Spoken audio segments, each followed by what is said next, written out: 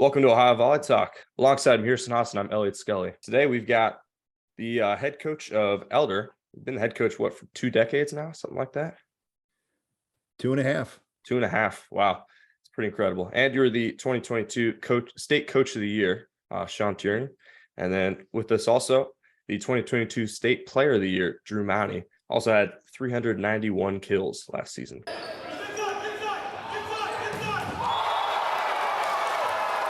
Pretty incredible. What I like most about that is I think there are plenty of teams that can just throw it up to their outside hitter every time. But I thought Elder last season ran a really balanced offense. So it wasn't just feeding you the whole time. It was the product of a balanced offense that got you all those kills. So I thought that was really impressive. Last season, you guys had a record of 27-2, which is just really, really incredible. Can I ask, Coach, what made that team really good? Well, I think it was a couple of things. Number one, you mentioned our balanced attack, and I think the reality is not only did we have a talented player in Drew, we also had an extremely talented setter. But it sets up Bianco. He'll go with the left-hand spike. Talented middles. Talented libero. Yeah, that was a very nice save there by Sam Schwally. Oh, I mean, these are guys that had played together since probably 3rd or 4th grade and knew each other's tendencies, had a great love for the game, loved being in the gym and working hard. And so I think it was a special senior class that certainly led us last year, and great hard workers who were willing to invest the time to do what it takes to be successful. Drew, going over to you now, of course, you guys had a 27-2 season, just great chemistry overall. At one point, did this team feel like they were number one in the regular season? Or at what point did you guys feel like you were at the top of the league? I wouldn't really say we ever felt like that, because going into the season, we wanted to have the underdog mentality, because going into the season, everyone kind of had us being like one of the better teams, but we didn't really want to look at it like that, because then it would motivate us more to play to our competition every time. For sure. Now, just talking about just some of the guys you played with, Joey Bianco, Will Buskin, Sam Schwally, you guys were able to play club with them. You guys went to nationals with club. How much did that chemistry help you during the season? It definitely helped us a ton, because like Coach said, I've been playing with some of those kids since 5th grade. So our team chemistry was obviously through the roof. It definitely helped us when we needed it in times of need. At the end of the season, obviously, you guys had a really good playoff run. I would say you kind of had effectively almost a bye into the state championship. That's just what it felt like. Just kind of rolled over everyone. But going into that state championship match, can I just ask, what do you think went wrong? Well, first of all, I don't know that we got a bye into the state finals. I think we played extremely well going into the quarterfinals and the semifinals, which was in large part due to the preparation of the team. I think looking back, I think we were just a little too tight going into that last match. Everyone was excited, and there was a mantra that was kind of being tossed around the locker room that afternoon about being dialed in, and I felt like we were right. I mean, I think we were all rowing in the right direction, but I think in any big match, the challenge is to play the big matches the same way you play the everyday match. And I think sadly, in the moment, our team just kind of held on too tightly. And we allowed 1 error to become 2 or 3 errors, et cetera. And, we just were playing too intense. I think some of these guys have been around volleyball for so long, and they know the tradition and the history of our school. And they wanted to contribute to that. And sometimes when you want something so bad, you actually kind of help lead to the demise instead of help bringing about the positive. So, there's no regrets. Obviously, all credit goes to Moeller for stepping up, and they had a great match. Sadly, we just didn't play our best in that final one, which is disappointing. but it does not detract from the quality season that I think we had. But I'll let Drew give his 2 cents.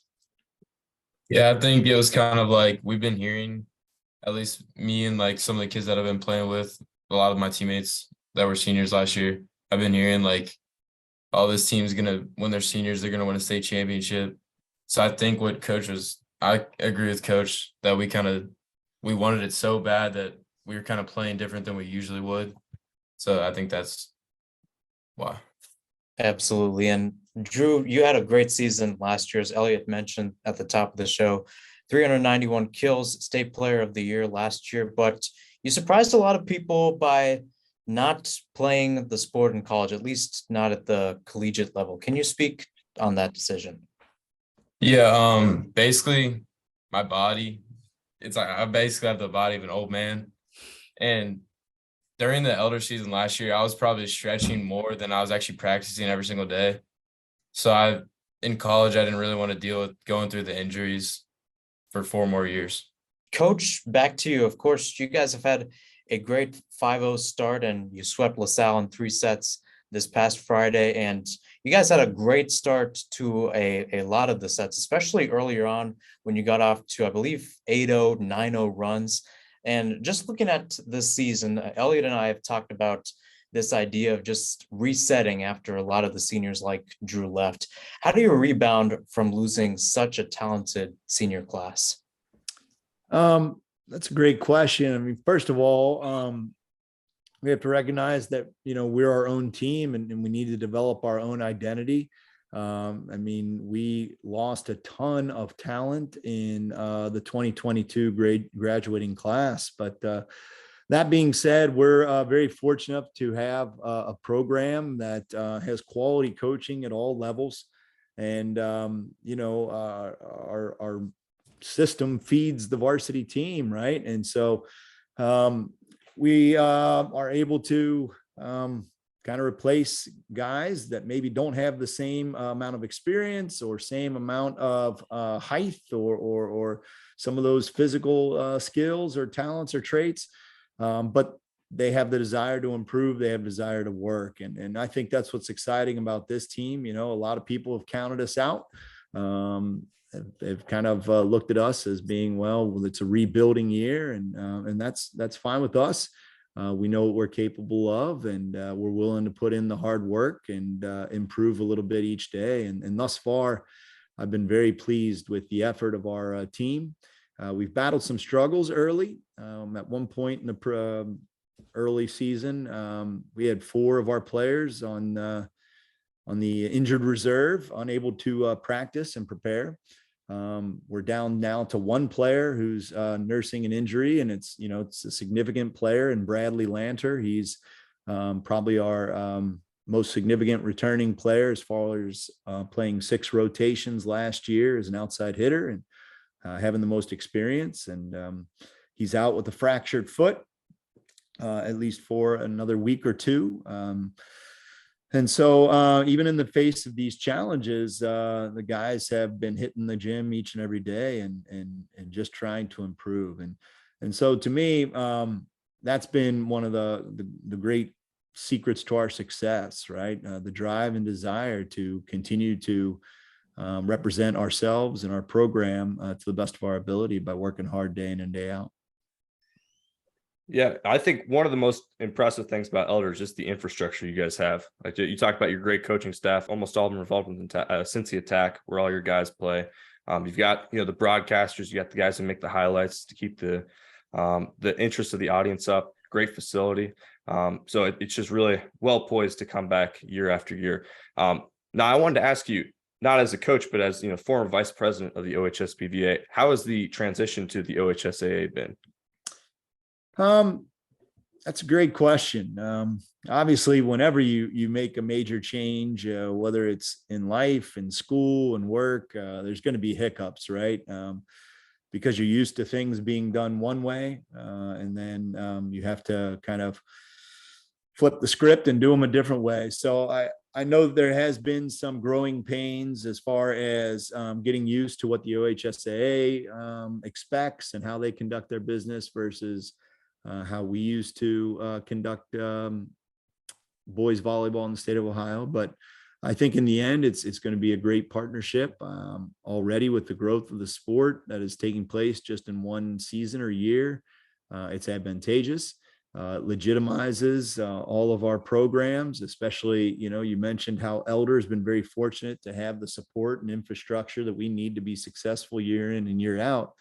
And sadly, that's not, or has not been true for a lot of schools who their volleyball team has been looked down upon as being a club sport, and the school doesn't recognize you or give you the resources that you need to compete at the highest level. And so now that we are OHSAA backed, those schools have to give them what they need, you know what I mean?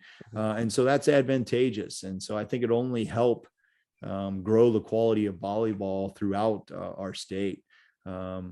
But obviously, one of the things that you and I have talked about prior to this recording is that, something as simple as the Ohio boys volleyball website is no longer functioning. And that was a great resource for information about how teams were progressing throughout the season. And so if you want to know how your opponents are doing, you got to do a little more work. You got to do a little more research, scouring the internet, because we don't have that one stop shop that maybe we used to. But hopefully, we'll get there, whether it be more teams using the Max Prep site or more teams using their school website or what have you. I hope we will get back to being as organized and being as visible throughout the state as we once were. Now, can I ask, are there any OHSBVA guys who still are like senior over the rest of the coaches that'll interact with the OHSAA, or is it all completely dissolved? So there were two organizations, OHSBVA, which ran Ohio boys volleyball and the state tournament, and I was the vice president of that organization. And then there's the Ohio Boys Scholastic Volleyball Coaches Association.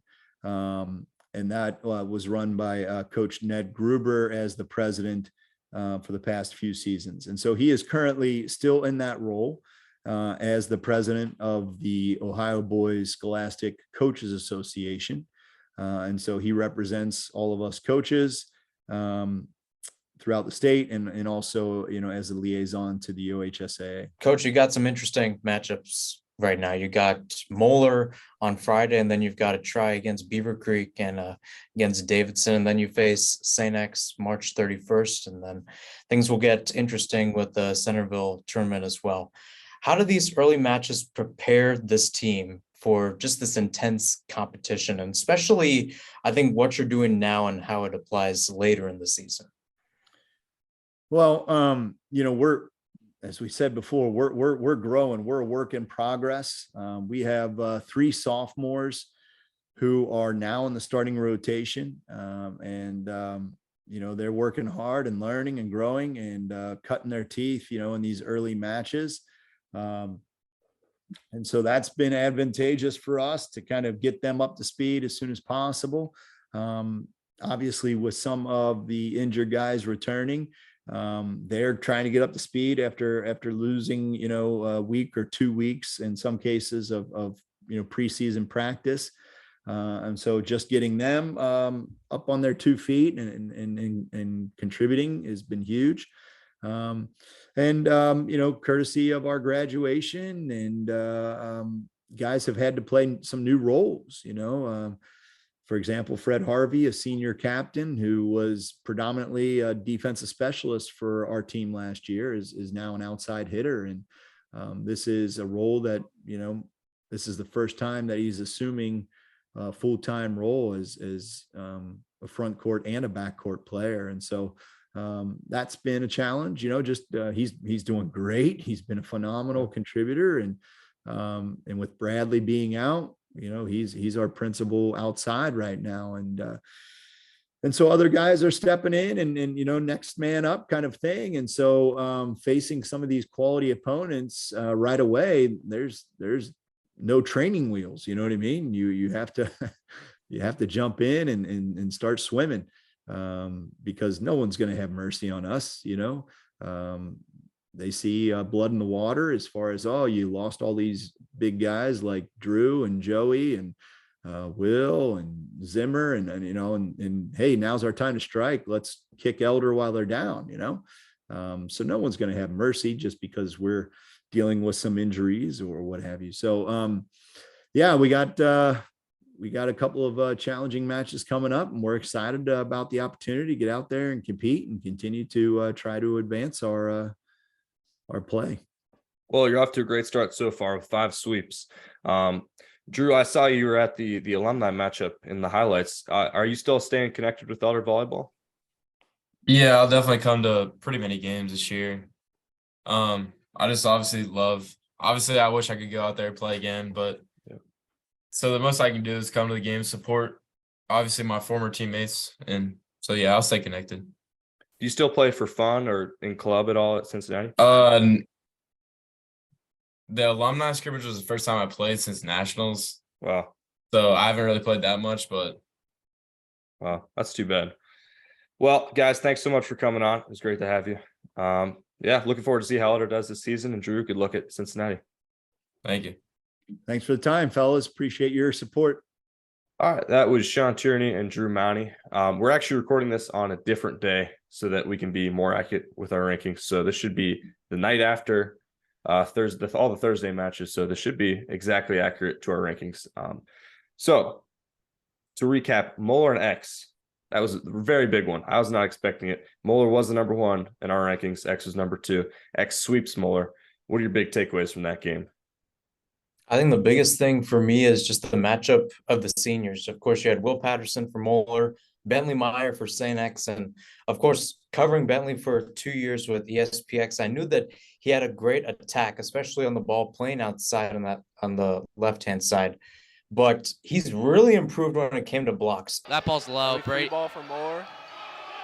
And it'll be Right side. Brock. Oh, and it's a huge, absolutely massive block from Bentley Meyer. He's really becoming a well-rounded player, headed to St. Mary's of the Woods in Indiana once his year is done. So, of course, he's got a bright future ahead playing volleyball at the next level. And again, props to Will Patterson. Of course, some people have told us that Patterson did have a rusty shoulder, which was also prevalent during the state tournament run last year. So it will be interesting to see how that progresses as the season goes on. But yeah, I think that's pretty much it for St. X. Moeller. Again, give props to St. X's backline. They did a much better job than the Crusaders, caused them to at least have a great control of the pace during the game and just to control the power.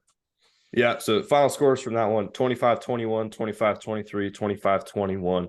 Moeller at, I think to give X to give X match point, had a rotational error, which is just killer. I mean, you can't do that. But yeah, I would agree with you. I was surprised. I thought just because Moeller's height, I mean, Moeller has so much height, it's ridiculous on the front line. I think everyone besides Ben Markham is 6'5 plus, which is ridiculous. But their weakness, I think, at MH2 showed. Set 3, they subbed out their main guy and then put in a backup.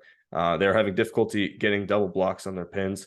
I think Bentley Meyer played outstanding. He's probably, in my mind, one of the early candidates for Player of the Year in the state. Honestly, I don't think that St. X will lose a match this season unless maybe another one to Moeller. I mean, I don't see, because we saw at the Berlin Quad, which we'll talk about here in a second, they played Ignatius, they played Liberty. So that's possible they go undefeated. I don't know, that's super early because they're only 4-0. But speaking of the Berlin Quad, I was at that. That was last Saturday. That consisted of Olentangy Berlin, St. Ignatius, Olentangy Liberty, and St. Xavier. We'll put up the final scores from that. I took down the set scores, but St. Xavier went 3-0 on the day. Only set dropped was to St. Ignatius. Really, I think they were just confident the whole way through. They never seemed like they were stressed out on that sideline. Liberty gave them a pretty good battle. I think it was 25-23, 29-27 in sets 2 and 3. Ignatius's setter actually in the fourth set against X, like sprained his wrist or something like that, dislocated his wrist. Went to the hospital, I think, and then he came back. He was okay. But that was a pretty big blow for them. And then against St. Edward, they still had their same freshman backup in. So I'm not sure what the timetable on his return will be, or how much that'll impact St. Ignatius. So I hope he's okay. If you recall, they already lost their starting sitter at the beginning of the season to your point, it kind of goes to show that St. X is really becoming dominant in the state. And I talked about this last week, is the one team under the microscope will be the Bombers. We saw it in the Berlin Quad. We saw it this past Tuesday against Moeller. But I think one thing to just note for the other teams that were there, you have Olentangy Berlin. I think they go in my top 10, in my opinion. Absolutely. Yeah. Exactly. When you, albeit St. Ignatius was not at full strength, but when you have a great team that could end up winning it all this year in the Wildcats, you beat them on your home turf in a great 5-set thriller. That's what puts me in the top 10. It shows you, then shows everybody in the state that you can compete. And I think it was especially shown from St. Ignatius. As you mentioned, they've been dealing with a lot of injuries recently, and of course dropped that game to Olentangy Berlin. But let's talk about the quote holy war between them and St. Edwards. Ignatius was down 2-1 and then rallied to tie it up in the 4th set, and then won that 5th set to take the match. And I think it definitely shows that resilience that the squad has, and especially what Coach Dom wants to do and the type of philosophy and culture that he talked about with us last week that he wants to implement with the Wildcats. Yeah. I think really this match should not have been that close. Ignatius at full strength, and by full strength, I mean first 2 matches of the Berlin Quad, they should have swept Edwards. I mean, I don't think St. Ed's is going to make much noise in the North if Ignatius is at full strength. They returned Estevez, who was player of the year in the North, first team All-State last year. But there's just not enough around him to really get anything going. It was kind of a game of errors from what I gathered. Moving on, how good is Darby this season? I don't know what your thoughts on that are. They have a 5-0 start. They beat Mount Vernon without their setter, so take from that what you will. Then they beat New Albany, they beat Kilbourne, they beat DeSales, and just earlier today they beat Olentangy. They're off to a great start, considering especially last season. I think they finished 8-20, 8-16, something like that. I don't know. Do you think Darby is making a return to their former glory? I'd have to say yes from what I've seen right now. Of course, we've had Mount Vernon, and I think if there's one team that's really surprised us, and especially grown through the years in that central region in Central Ohio, it's definitely been the Yellow Jackets. Darby goes to their place and sweeps them in the first match of the year. But you look at the type of opponents that they faced. Swept Olentangy, like you said, swept Kilbourne as well. They ended up having a pretty good victory as well earlier this week. And I think it was in 4. Beat Kilbourne. Yeah. 4.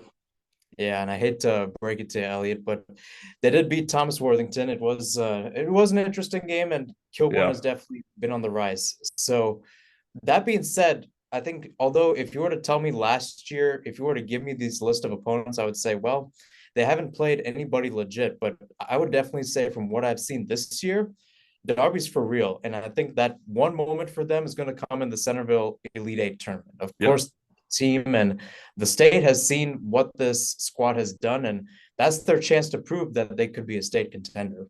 A lot of great teams there. Moeller, X, Liberty, Ignatius. If they can knock off one of those guys, that would be pretty huge for them. Obviously, I think it's a long shot for them to win the tournament. I think it's probably X or Moeller at this point. But still, just having a good showing. If you recall, last year they got 8th place. They went 0-3 on the weekend. But we'll go more in depth on the Centerville Elite 8 tournament next week. So we got Olentangy Liberty. Speaking of them, they swept their league opponents Davidson and UA. I believe that puts them at 2 losses, so 4-2 on the season.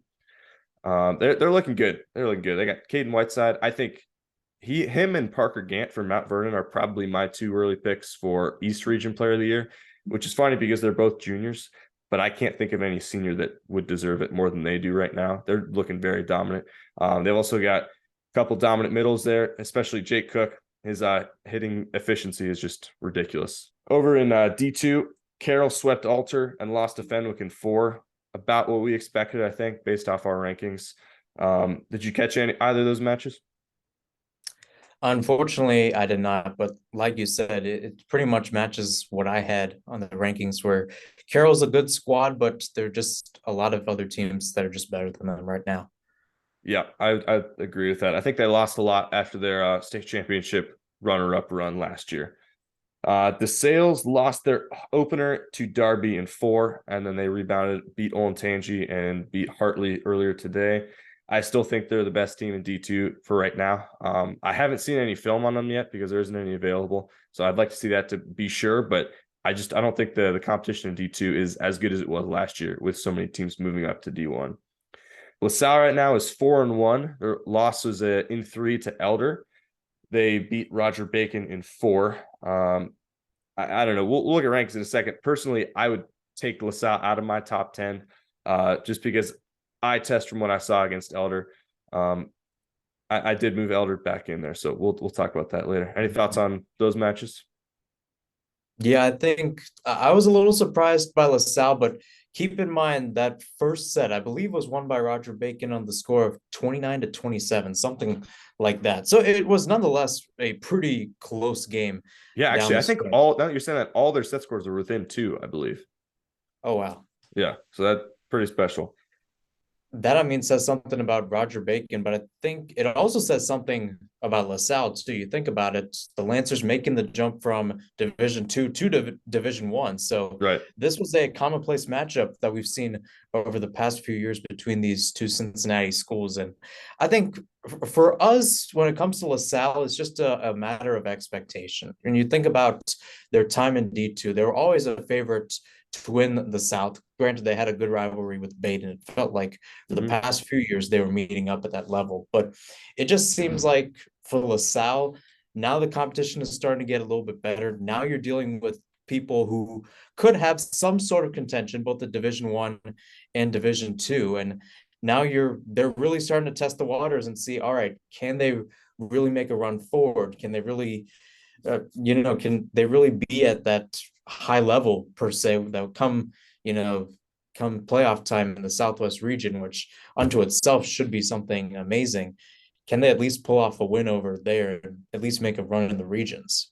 Yeah, the mindset definitely shifts. I think South region last year in D2 had something like 6 teams or something. So like you go from that to now you're in D1, you're with Elder, Moeller, and X, you're with Walnut Hills, and now, they add the West region teams. You had Centerville, Beaver Creek, all those guys. You got to be at all of them. And on top of that, there's only one regional representative this year. So to get to the state tournament is a much bigger task. So I don't know. I would say if they were D2 right now, they'd probably be in my top 3 at least, but they're not. They're in D1. So that's unfortunate. They had to move up. Hudson and Firestone are both undefeated. Now, I don't know. You might disagree with me. I've heard some good things about both those teams. Hudson's 5-0, Firestone's 7-0. If you look at the max preps, like the scores that they've won, the teams that they've beaten, it doesn't really look like they've beaten anyone. That maybe that's my bias. Maybe that's my lack of understanding of how good those teams are. But I would like to see them play some actual competition before I put them in my top 10. Yeah, I'd have to agree with you over there. And again, both of them have at least some backtracking from last year. Hudson made it to state. Firestone lost to Ignatius in the regional final. So we know these teams can make a run and can at least have some stature in terms of regionals and states. But like you said, give me a legit opponent. Give me Ignatius, maybe even St. Edward's in that category. And then we could start talking about them being legit. All right, so here are our updated D1 rankings. And normally I tell you these are unofficial, but given that we should have just about all the information. Sometimes max prep scores tend to take a little bit to go through. But this should be about as updated as it gets. These should be identical to the rankings we have tomorrow. Obviously, St. Xavier taking it over Archbishop Moeller. I was very impressed with our rankings because they held up in the Berlin quad. Ignatius was a little bit better than Liberty when they were at full strength, beat them in 5. And then they were both a little bit below St. Xavier. Olentangy, I think, played like a number 8 or a number 9 team in the state. Obviously you lose to 1, 3, and 4, but it's competitive. I don't think there was one set against St. X where they were struggling, but besides that, I think it was all competitive losses. So I liked what I've seen out of there. Let's talk about Walnut Hills. I have them at 6. You don't have them in there at all. What do you think in there? Yeah, I think for Walnut Hills, it just seems like the type of competition we've seen. Of course, they lost to Moeller. All 3 losses were kind of competitive. I think for me, when it comes to Walnut Hills, it's just who else could be better than them, right?